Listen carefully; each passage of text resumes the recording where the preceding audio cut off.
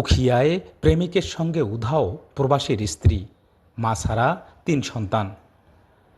কক্সবাজারের উখিয়ায় হলদিয়া পালং ইউনিয়নের পাগলির বিল গ্রামের নিরীহ প্রবাসী নুরুল আলমের পাঠানো অর্থ স্বর্ণালংকার নিয়ে ৩ সন্তানের জননী কোহিনুর খানম প্রীতি পরকীয়া প্রেমিক চকরিয়ার খুটাখালীর মাহমুদুল হকের পুত্র মোহাম্মদ আরমানের হাত ধরে শুক্রবার দুপুর ২টায় পালানোর অভিযোগ পাওয়া গেছে।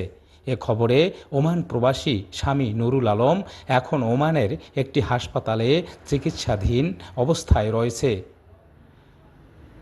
অভিযোগ সূত্রে জানা যায়, হলদিয়া পালং ইউনিয়নের পাগলির বিল গ্রামের ঠান্ডা মিয়ার ছেলে নুরুল আলমের সাথে টেকনাফ হোয়াই ক্যাং ইউনিয়নের কাঞ্জরপাড়া জামে মসজিদ এলাকার হাফেজ সৈয়দ হোসেনের মেয়ে কোহিনুর খানম প্রীতির ২০০৮ সালে বিবাহ হয়।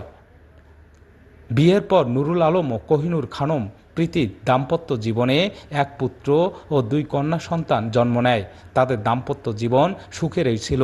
নুরুল আলম পেশায় একজন কৃষক, তাই সে সংসারের সচ্ছলতা ফেরাতে ওমান ভিসা নিয়ে প্রবাসে চলে যায়। বাড়িতে রেখে যায় তার স্ত্রী কোহিনুর খানম প্রীতিকে, কন্যা তুষি ১৫, পুত্র আইমান ১৩ ও মণি ১১কে। নুরুল আলম ওমান থেকে বাড়িতে বছর কয়েক পর পর আসা যাওয়া করত। সর্বশেষ চলতি বছরের জুনে সে আবার ওমানে চলে যায়। এদিকে পরকীয়া প্রেমিকের সাথে চলতে থাকে তাদের বসবাস এবং মেলামেশা। স্ত্রীর কথাবার্তা, তার আচরণ মোবাইলের মাধ্যমে নুরুল আলম আঁচ করে এবং বুঝতে পারে পরকীয়া। স্ত্রী কোহিনুর খানম মোবাইলে নুরুল আলমকে অশ্রাব্য ভাষায় গালি দিয়ে বিভিন্ন সময়ে সন্তান হত্যার হুমকি দিতে থাকে। ওমান প্রবাসী নুরুল আলম জানান, আমাদের সংসার জীবনে ৩টি সন্তান রয়েছে। প্রবাসে থাকাকালে আমার যাবতীয় উপার্জনের টাকা আমি আমার স্ত্রীর কাছে পাঠাতাম।